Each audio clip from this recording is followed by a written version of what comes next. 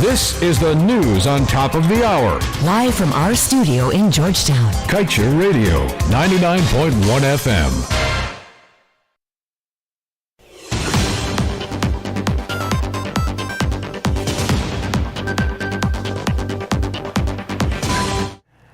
Good day. Thank you so much for tuning in to Kaieteur Radio, 99.1 and 99.5 FM. I'm Kevin Smith. And I'm Amrita Koshal. And welcome to your main newscast for February 10th, 2022. It is Thursday, and in your Thursday headlines, not so fast Jagdeo Glenlaw calls on government to correct flaws in oil contract before approving Exxon's fourth project and stresses need for full coverage insurance and fair payment of taxes.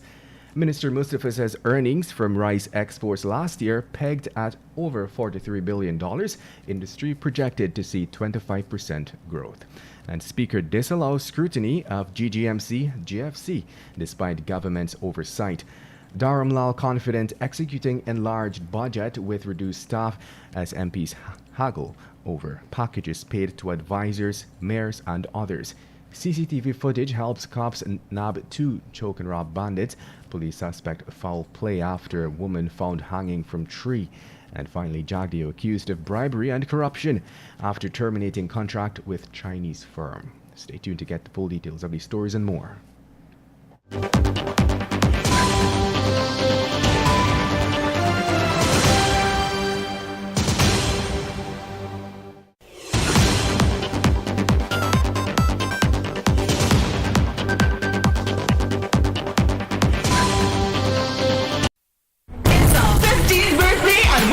Amazing anniversary deals for you! With up to 55% off selected smartphones. Get the DL3 Pro Plus for only $12,500, the Samsung A03 for $28,000, and the Samsung A12 for just $30,000. Plus, with the purchase of any smartphone, you will get a 30-day Prime bundle to use with your favorite Digicel app. Visit a Digicel store today. Thank you, Guyana, for making us 15. Digicel, better together.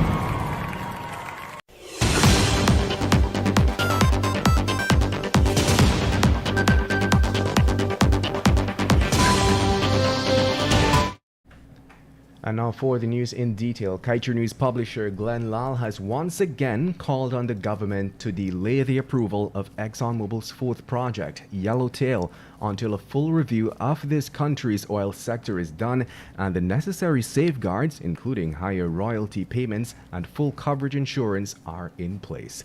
The government said it will approve the Yellowtail project next month. We had previously reported that even though the Yellowtail project is poised to see its costs going beyond $9 billion, it is still regarded by Hess Corporation as having outstanding economics that will work in the company's favor. Especially, the company's Chief Operating Officer Greg Hill disclosed that the final numbers have not been decided for the project, as this would only follow approval by the government. Be that as it may, it was predicted that inflationary pressures on the market will push the cost beyond the preliminary estimate of $9 billion. Hill was keen to note, however, that the super efficient provisions of the Stabroek Block Production Sharing Agreement will allow for all expenditure to be recouped. And we now tell you, despite the devastating economic effects of the unprecedented flooding last year and the impact of the COVID-19 pandemic on international trade, Guyana's rice exports still secured over $42 billion in earnings for 2021. Motivated by this creditable performance in the face of such odds, the government said a series of new and improved initiatives are planned for 2022 that would push industry growth upward by 25%. Agriculture Minister Zulfikar Mustafa said the primary focus will be on increased production and rebuilding the sector to improve profitability on a sustainable basis. The minister added that his ministry projects to export 86% of the rice production this year. And back to the political scene, members of the National Assembly were this year unable to pose any questions to the minister, with oversight for the Guyana Geology and Mines Commission and the Guyana Forestry Commission. This was the position outlined to the House by Speaker of the National Assembly Manzoor Nadir, who disallowed any questions on the agency during the considerations of the estimates for the Ministry of Natural Resources. This is since no money had been allocated for those government bodies. Subject Minister Vikram Bharat was the first to object when questions were posed by his shadow counterpart in the House, AFC's General Secretary David Patterson. Minister Bharat suggested to members that there is the opportunity to pose the questions on the agencies to the minister at the Economic Services Committee, for example. And on that note, we now tell you, yesterday the 65 members of the National Assembly met for a third consecutive day to continue its examination of the specific allocations in this year's $552.9 billion budget, with Minister of Local Government and Regional Development Nigel Dharamlal informing the House that government is confident that despite the ministry's enlarged budget over the previous year and reduced staff, each of the programs for which monies have been allocated will be executed. A bone of contention which the members haggled about was the package paid to government MP Dharam Kumar Siraj, who is employed as a ministerial advisor. Coalition MP Ganesh Mahipal, in posing his inquiries, suggested that the MP was in fact being handed some $1.5 million as a salary, inclusive of other benefits. To this end, the minister was vehement in his position of not disclosing a figure, safe to say that the advisor was in fact being paid far less than what the ousted coalition had been paying its advisors and other political employees. And moving on, with the aid of clean footage from surveillance cameras, police were able to positively identify and later arrest two token rob bandits around 22 hours on Tuesday. Surveillance cameras captured the men working in sync to rob a 33-year-old businessman of Fowlis, East Coast Demerara, earlier that day on Kroll Street, Georgetown, of a mere $700 and a cell phone worth $48,000. The detained suspects, according to police, are two men, a 21-year-old and a 25-year-old, who were arrested at a house on David Street, Kitty, Georgetown. Based on footage obtained, it appeared as though the men were trailing their victim and had planned to rob him. The time has now moved on to 12 hours 8. We will return with more news after the break.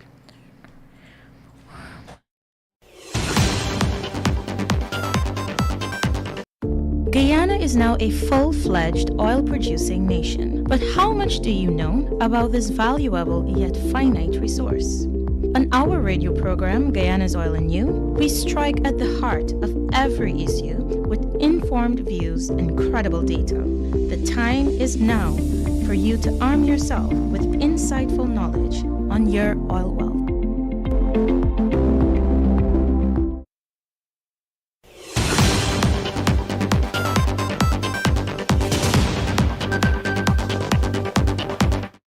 And now back with more news in detail. East Bank police believe that a woman who was on Tuesday found hanging from a mango tree with her feet still on the ground at Yarrow Cabra Susdyke Linden Highway might have been murdered. The dead woman has been identified as 48-year-old Edith Rubin. Police believe that the woman died between 0 hours 30 and 6 hours 30 Tuesday. She was reportedly last seen alive around 0:30 hours drinking high wine with her husband and another man on her veranda. Her husband said that at approximately 0 hours 30, he and the man decided to sleep, and around 4 hours, the man told him that he was leaving. The husband added that around 6 hours 30, he saw his wife hanging from the mango tree in their yard. Meanwhile, investigators have tried to locate the man who had slept at the couple's home, but according to reports, he disappeared. And now on to Vice President Bharat Jagdeo. Days after it was revealed that the contract between China State Construction Engineering Corporation Limited and Guyana to build the $53.7 billion New Demerara River Bridge has been terminated, our Vice President Bharat Jagdeo has taken the spotlight for allegations of massive corruption and bribery with the Chinese. During a recent interview with the American news agency Vice News, Jagdeo was asked whether he accepts bribes, and specifically from Chinese companies seeking infrastructure and other development projects in Guyana. In a stuttering response, the vice president explained that the allegations were false. The journalist explained that after speaking with numerous Chinese sources, information is pointing to bribery as the only way to get business done locally. And on that note, we now tell you one of the 4 contractors vying for the supply, delivery, and testing of the 2 super long-reach hydraulic excavators for the Mahaika-Maikoni-Aberi Agricultural Development Authority bid a total of $20.5 million above the engineer's estimate, which initially was $68 million.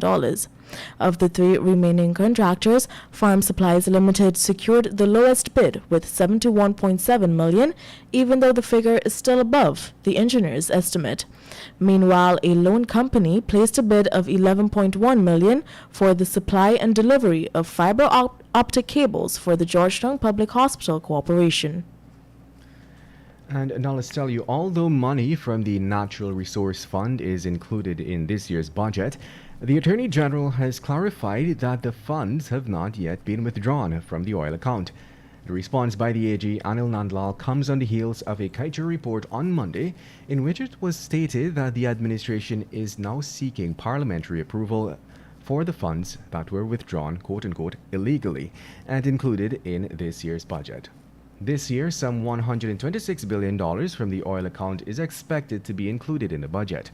However, the AG and Minister of Legal Affairs has contended that not a single cent has been withdrawn from the Natural Resources Fund to date.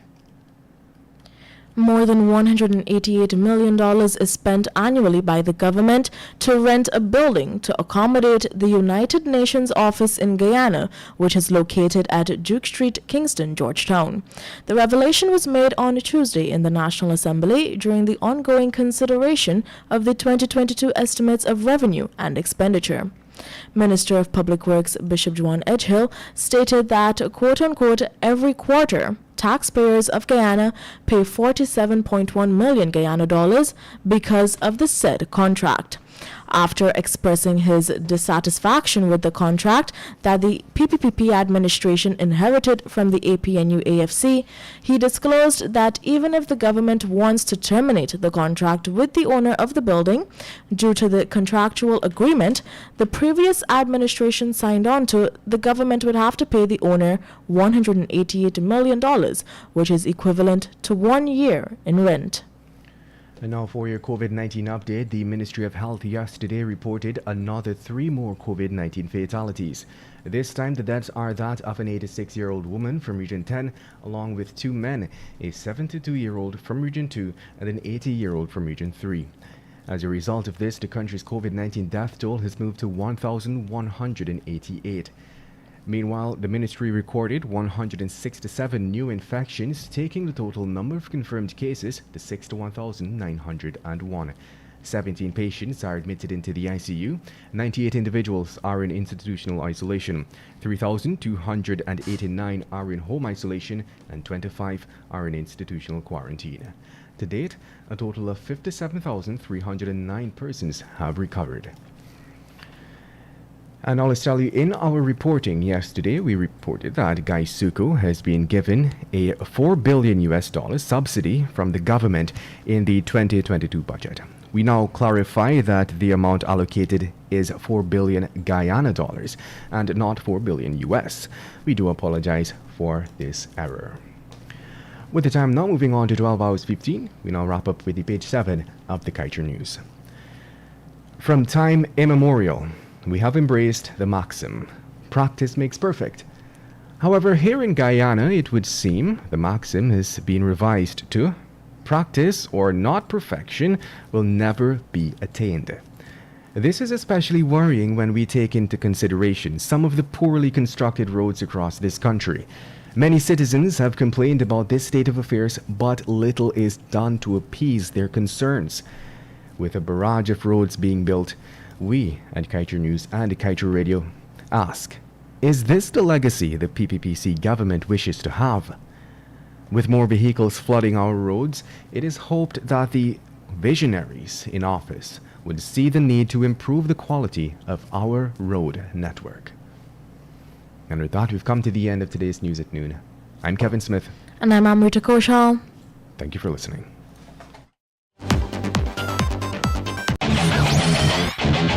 Want value for your advertising dollar? Then place your ads on Kaieteur Radio's newscasts. Streamed live on 6 different mediums, reaching hundreds of thousands. Advertise today and watch your dollar grow. Call us on 225-8465 or 226-8210 today.